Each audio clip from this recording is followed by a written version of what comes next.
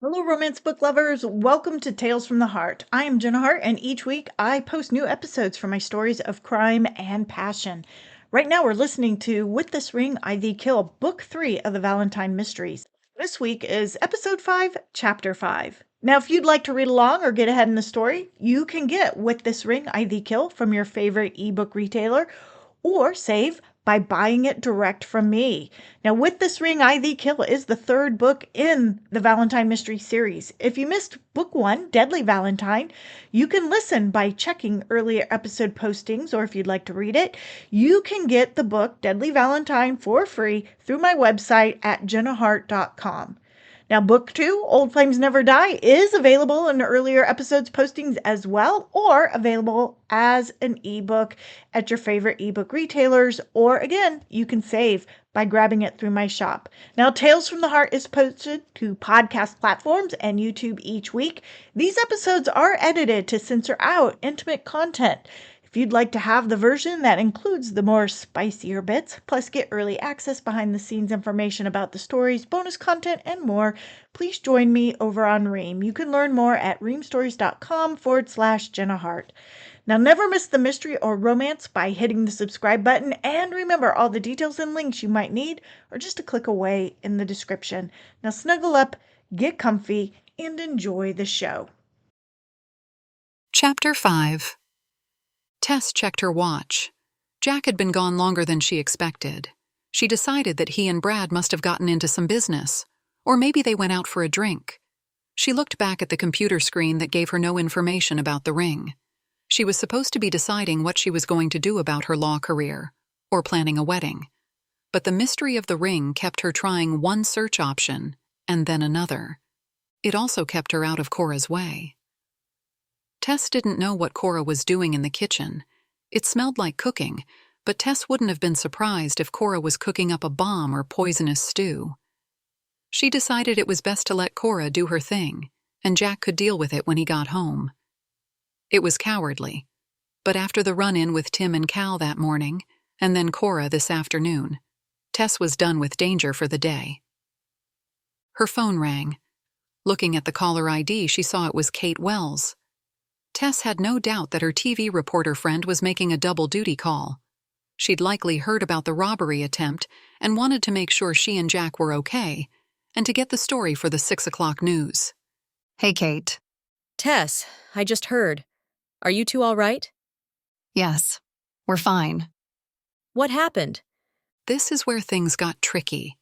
She had no problem telling her friend Kate what happened. She just didn't want it on the news. Off the record, right? Kate sighed. You cut me, Tess. Yes, off the record. I'll do that interview after. 2 men tried to con their way into the house to take the engagement ring Jack gave me. So it's finally official. Yes. Tess doodled a heart on the edge of her notepad. Do you have a date? Not yet. We've had a few distractions. So what's the deal with this ring? The police are saying there was a break-in at Feinstein's and Mr. Feinstein was killed, but nothing was taken. They're saying the robber or robbers were after your ring. Tess was surprised the police were publicly making the link between Mr. Feinstein's death and her and Jack's ordeal that morning. Or maybe Kate's skills finagled the information, which was entirely possible. The police tried to avoid her because she was so good at getting information. Daniel, in particular, had an aversion to Kate, which was unfortunate because Kate had been in love with him for years. We don't know what is so special about the ring. You're not wearing it now, are you? Tess heard genuine concern in Kate's voice. No, Jack put it in the safe and we're in Washington. So you're up there now? Yes. We thought it would be safer. You two sure know how to get into trouble? You're not the first to say that. Tess said. So, can we go on the record? Tess laughed. Sure. She shared enough to give Kate something intriguing for the news, but not enough to hinder Daniel's investigation or put her and Jack in more danger. She heard the front door open just as she got off the phone. Something smells good, Jack said. So it must not be poison. Are you making pot pie? Jack asked Cora. Yes, I am. I love pot pie. I know it. You're looking a little skinny. Tess isn't feeding you right. You should send her to cooking school before you get married. Tess sighed as she made her way toward the kitchen. It looked like things weren't going to change after all. I don't think it would help. Jack said. I heard that. Tess stood in the kitchen doorway. Jack looked up and smiled, but something wasn't right. He looked haggard and wary. What you lack in cooking skills. He started. Don't finish that. Cora snapped. I'm an old lady with sensibilities. You make up in baking. No one is better with chocolate than Tess. Go away. Cora made shooing motions with her hands. I'm cooking. Yes, ma'am? Tess felt Jack's hand press against her back, guiding her out of the kitchen. Something's wrong, She said. Not anymore. He answered softly. She decided he wanted to be out of Cora's earshot, so she let him direct her to the living room. When they got there, Jack went to the bar. He poured 2 fingers of amber-colored liquor, downed them, and poured again. That's when she noticed the blood. Jack, your arm. She rushed to him. He looked down at his arm as if he didn't know he'd hurt it, or forgotten he had. Let's sit. He preventing her from looking too closely at his wound. You need to have that cleaned. I will. It's not bad. The other guy was much worse. Other guy? Tess was too agitated to sit. Jack looked too tired to stand. He sank on the couch, letting his head fall back. Jack. Cal. Cal from this morning? He nodded. He caught me outside as I was coming home. Outside here? Would you sit? Jack patted the cushion next to him. I don't want Cora to worry. What about me? I don't want you to worry either, and if you'll sit, I'll tell you that you have nothing to worry about. Tess let out breath. She sat, letting Jack take her hand with his non-injured hand. He wanted the ring. I told him the police had it, so he planned to trade me. The police? Didn't you put it in the safe? Yes, but I didn't want him to know that. Smart. I've got a few good brain cells. He tapped the side of his head with his glass. She listened as Jack explained how he trapped Cal with the car door, holding him until the police arrived and carted him off. So we're safe? He turned to her. His tired, brilliant eyes filled with relief and love. As always, it made her insides turn gooey. Yes. Can I wear the ring now? This time he pulled her hand to his lips. No. Why not? Because we still don't know what is so special about it. Tim and Cal may not be the only people after it. Until we know what we're dealing with, I don't want you to be a target. Tess thought that was smart, too. So the ring stays in the safe until we know it's secret. Secret ring? Are you guys in trouble again? Cora said from behind them. The table was set for 2, and Tess wondered if this was Cora's answer to their discussion that afternoon. Perhaps Cora expected her to eat in the closet, but once the dinner was set, Cora started to retreat to her apartment. Aren't you eating with us? Jack asked. Nah, 3's a crowd. No, it's not. Not when it's family. Tess realized Jack was looking at her expectantly. Yes, Cora, of course. You made the dinner. Well, if it isn't too much fuss. It's no fuss. Jack pulled out a chair for Cora.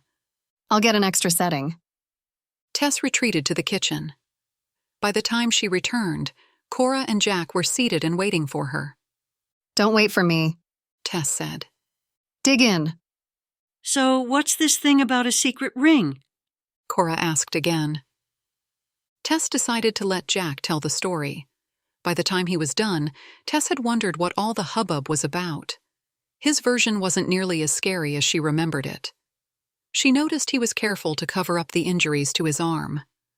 Does it belong to the Queen of England or something? Cora spooned pot pie into her mouth. We don't know. That's what we want to find out. Jack answered. Gustav would know, Cora said. Who's Gustav? Tess asked, speaking up for the first time. He's my bridge partner, Cora said with exasperation.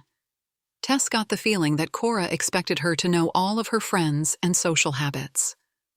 Cora and a group of her friends get together and play cards once or twice a week. It's her major source of income.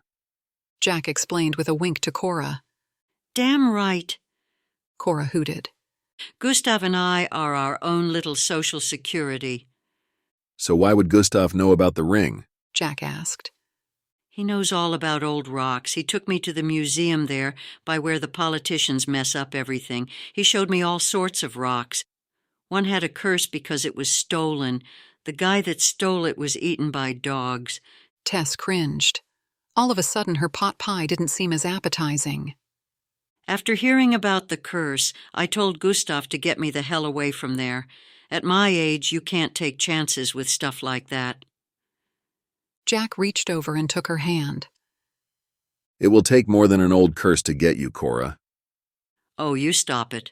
She waved his hand away. Do you think you can arrange for us to meet Gustav? Jack asked. Sure, he's got a jewelry store in Georgetown. His son or maybe grandson runs it now, but he still goes to work every day. Got to have a reason to get out of bed, Cora. He says to me, Pa, my reason for getting up is the soaps. Jack laughed. We could all go tomorrow. Make an afternoon of it. He looked up at Tess. She nodded. I don't know, sounds like too much togetherness for me. Cora said, echoing Tess's own thoughts. It will be fun. Jack insisted. We'll see Gustav, maybe have lunch somewhere near the river. How about some shopping? Pa, what does an old lady like me need? Tess was relieved when Daniel called and she could exit the sorry game she'd been roped into playing with Cora and Jack. They had an odd rule in which you had to ring a bell when you drew a sorry card. Apparently they'd gotten the idea from an old Carol Burnett sketch. But Tess found it annoying. It was bad enough to listen to sorry, but have a bell rung in your face was the final indignation. I heard Jack had some trouble up there today, Daniel said. Cal, the second guy from this morning, showed up. Tess wasn't surprised Daniel knew. She was certain the local police had contacted him when they'd learn about Cal's connection to the robbery and murder in Jefferson Tavern. Are you all right? Yes, I wasn't there. Jack got a little cut up, but he'll live. Have you found out anything about the ring or these two men? She found a quiet spot in the office where the window had a view of the Jefferson Monument. Not about the ring, no, but we've learned that Tim and Cal are career burglars. Jewel thieves?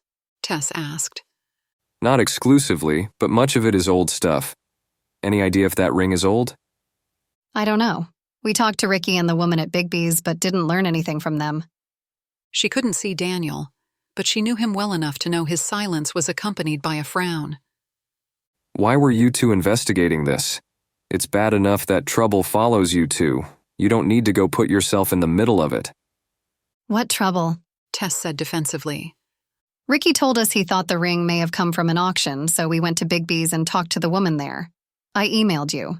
Have you talked to Bigby? Not yet. He lives with his son who says he's sick. I'll try again tomorrow. Do you think there's anything to the story that Bigby or someone at Bigby's has been stealing items? That could mean someone there could be working with the men that tried to rob us? We haven't found any proof of stealing at Bigby's, but did run across a complaint about a missing silver set several months ago. Bigby seemed foggy about the incident. Diane Kramer, Bigby's manager, produced a copy of the original inventory sheet that didn't have the silver listed, but once she heard about the complaint, she went through each piece in the inventory and found the silver. The complaint was dropped. She could have put the silver back, Tess said, playing devil's advocate. Maybe, but my instinct is these guys work for themselves. I'm not sure if they find a buyer before they snatch the goods or after, but I think they freelance. With Tim and Cal in jail, do you think Jack and I are safe now? I don't know. These two guys are not the only murdering treasure hunters in the world, I'm sure. My advice is to keep yourself safe. Tess pulled the sheet up over her body. So what did you do to Cora? Jack slipped into bed beside her. Why?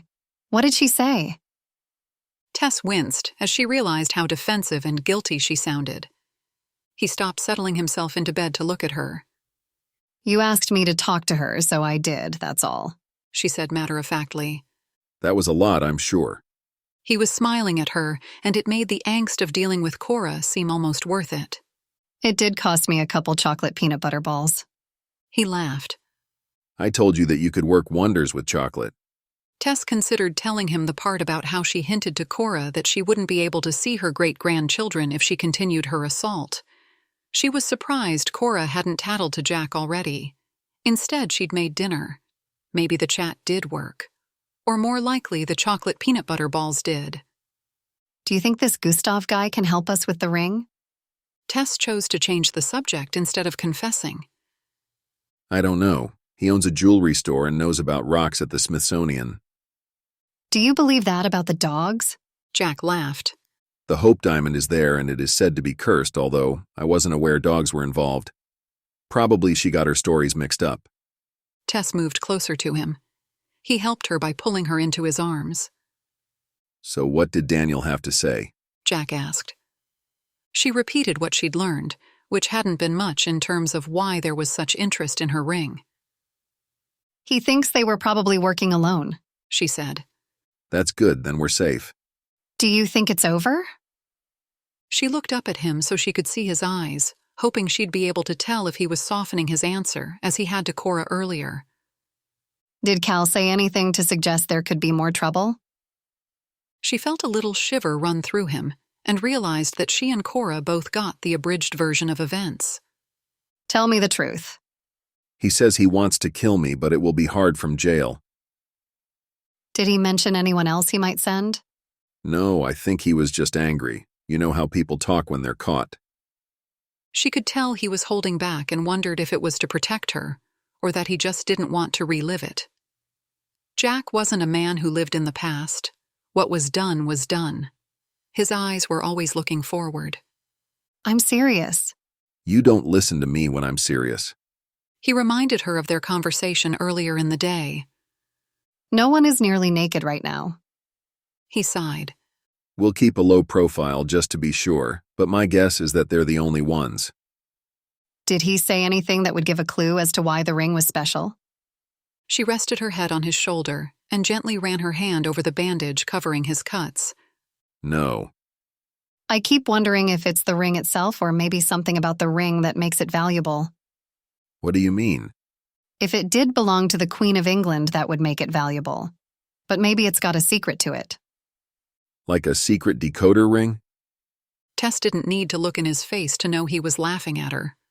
Why not? You watch too much James Bond. He said. I like Bond. He's handsome. I'm handsome. He's suave. I can be suave. He's got a great car and gadgets. I've got a great car. He has lots of women too. Did you think of... And he speaks with a British accent. Come here, ducky. He rolled her under him. Breakfast was much like dinner the night before. Tess and Cora had reached a semblance of a truce, which didn't mean Cora was kind to Tess. Instead, she was just less mean. Still, Tess knew Cora was making an effort, and when Jack wasn't looking, she attempted to let Cora know she appreciated the effort. "Don't get used to it," was Cora's response. Tess was washing the breakfast dishes while Jack and Cora set up the appointment with Gustav the jeweler. She was elbow-deep in suds when she heard her phone ringing. Want me to get that for you? Jack called. Can you bring it to me? She dried her hands as Jack handed her the phone. Deputy Dan. He said. Tess took the phone, giving Jack a disapproving look. Hey, Daniel. I've got more information on the two men who tried to rob you. Is one of them talking? Jack stopped and turned in the kitchen doorway to listen in. No. But I found out that a month or so before Orlean died, he had a break-in. Apparently his home was like a museum, including top-of-the-line alarms. Still, the home is in the country, so I guess the thieves thought they had time before the cops arrived. Did they get anything? Only shot at. Besides a bunch of antiques, Orlean had an impressive gun collection. According to the police report, he shot first. He didn't hit either of the thieves, but he startled them and they ran away. So there was more than one. He wasn't able to identify them? There were two. And no, in the report he said he didn't get a good look. But one did try to take a shot at him. The recovered bullet is the same caliber that your buddy Cal uses, which is also the same as what killed Feinstein. A shiver ran through Tess. Do you have a match? Not yet. And I've been around long enough to know that I can't get my hopes up. But you think it's a possibility that Tim and Cal tried to rob Orlean? She looked up at Jack's surprised expression. Yes. Did you talk to the nephew? He confirmed his uncle had a passion for antiques, especially French stuff. Apparently, he thought he was related to French royalty. He's got the right name for it. Tess said. What do you mean? Orlean is a French royal surname. How do you know that? I paid attention in school. Which was partially true. Her teachers covered French history, but mostly Tess had an interest in France and French history, so she studied on her own. What about the nephew? Could he be involved? Not wanting to wait for his inheritance? I don't think so. He was down here for a couple days for the funeral and then let Bigby handle the estate by selling everything off. How did he know to call Bigby? Bigby called him. Both Bigby and Diane Kramer indicate it's not unusual to drum up business by calling the family of the newly deceased. That's insensitive. I thought so too. But the manager said that many family members don't want to deal with all the stuff and are grateful to hand it over to a professional. Bigby also confirmed there was some jewelry, including a piece that matches your ring. I asked him for an inventory. He's a little slow on the go. I can't decide if it's age or illness, so I'm not sure how long it will take to get the list. Did he have any idea about how Mr. Feinstein would have gotten the ring? Tess asked. That's the question. Bigby had no clue. He confirmed that Feinstein stopped buying from him months ago. The manager doesn't even remember the ring and apparently has no record of it. So we know it was Orlean's ring and that Bigby inventoried it. But somehow, before it got to his warehouse, it ended up at Feinstein's. Right. Lots of information, but none of it seems very helpful. Tess was intrigued by the information, but discouraged that it didn't give any clues about the ring. Story of my life. There is one more interesting tidbit. Jacob Feinstein and Diane Kramer dated for a while. Really? I wouldn't have put them together. Well, there doesn't seem to be any love lost. At this point, it doesn't mean anything except I have to consider that their statements about each other are biased. Tess, on the other hand, was wondering if maybe Diane and Jacob had planned to steal the ring together. But something went wrong. Have you learned anything more about the ring? Daniel asked. We're going to talk to a jeweler who knows about historic gems. Do you think that's wise? Jack is determined to find out what's so special about the ring. This man is a friend of his grandmother's, so I doubt danger will be involved. Tess knew that was true if the only people after the ring were Tim and Cal, who were both locked in jail. Any chance Tim and Cal are going to be released on bail? Not so far. The Commonwealth attorneys in both cases are arguing that they are a flight risk. They both have passports with lots of stamps in them. Plus, there was a gun involved. But then again, Tim didn't have a gun, so he might have a case for bail. Any way to link them to Mr. Feinstein's murder? Tess knew that would improve the odds of holding the two men. Not unless we get a match on the bullet from the gun. I'll let you know if something changes. Yes, thank you. Tess, you and Jack be careful. We will. She hung up the phone. Sounds like you got some good information. Jack said. It's possible Cal and Tim tried to steal the ring from Orlean, but Daniel didn't have any information about why the ring is so special. Based on Orlean's interest, it might be a piece of royal jewelry. Royal? Daniel said Orlean liked French antiques and that he thought he was a descendant from French royalty. Putting two and two together, it might be the ring belonged to someone in the Orlean branch of the French royal family. Jack moved to her, taking her hands in his. Maybe Gustav will be able to tell us more. We should get ready now if we're going to make the appointment. You don't think we'll be putting him in danger by showing him the ring, do you? I don't think so. But Tess could see he wasn't convinced. But what choice do we have? Cora whined about not being able to drive to D.C. in the sports car. Of course, to do that would require that one person, namely Tess, would be left behind since the car was a two-seater. Tess rolled her eyes and sat in the back seat of the four-door hybrid sedan as they crossed the Potomac into Washington, D.C. Their first stop was Jack's office building to pick up the ring. Then they drove to Gustav's shop, located in a swanky area of Georgetown. It was the type of shop Tess used to spend time and money in during law school. In fact, as she toured the shop, she remembered having bought wedding rings there when she was engaged to Brad. Ah, Coraline. An older man came from behind the counter. He wasn't exactly what Tess imagined for a card-playing friend of Cora's. He had a shock of white hair, neatly combed back, and matching fluffy eyebrows that hooded twinkling blue eyes. Combined with his white mustache, he looked more like an old hometown doctor than a jeweler. Stop your schmoozing, Gus. Cora batted him away. I'm not buying anything. You cut me so. He winked at Tess. And this is your grandson? Jack reached out his hand to shake Gustav's. Pleasure to meet you. Coraline talks about you all the time. She usually fudges the truth, but I see when it comes to you, she's right on. Hey. Cora cackled. This is my fiancée, Tess Madison. Tess shook the man's hand. He smiled. I'm sorry to say Cora missed the mark when she mentioned you. You're much prettier than I imagined. Thank you. So, Cora says you have a piece of jewelry you need assessed? I don't really work in the store anymore. He waved a hand towards the middle-aged man and younger woman talking with other customers. But Cora indicated you needed experience and discretion. Yes. Jack said. Is there somewhere we can meet in private? Yes, we have an office over here, unless you want me to examine the piece. We have a place in back where we create and repair. The back will be fine, Jack said. Once they were in the jeweler's back room, Jack pulled out the box and revealed the ring. Very nice. Gustav put on special glasses to study the ring. About 5 carats and an exquisite blue color. He stopped. Do you mind if I take a closer look at this? He directed their attention to something that looked to Tess like a microscope. Jack nodded. They watched as Gustav analyzed the ring, hemming and hawing as he did. Well? Cora said, growing impatient. The blue gem is a diamond. Diamond? Cora asked. Like that one in the museum?